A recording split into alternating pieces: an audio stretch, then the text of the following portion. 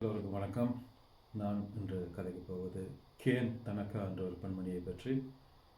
இவர் ஜப்பான் நாட்டில் வஜிரோ என்ற ஒரு கிராமத்திலே பிறக்கின்றார்.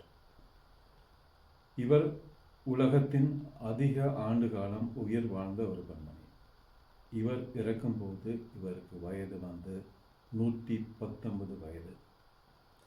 இவர் உயிரோடு இருந்த காலத்திலே 116வது வயதிலே கின்னஸ் புத்தகத்தில் இடம்பெறுகின்றார். உலகத்தில் அதிக ஆண்டு காலம் உயிரோடு வாழ்ந்து கொண்டிருக்கும் ஒரு பெண்மணியாக. இவரிடம் ஒரு கேள்வி கேட்கப்பட்டது, நீங்கள் ஆரோக்கியமாக இப்படி வாழ்வதற்கு என்ன காரணம் என்று.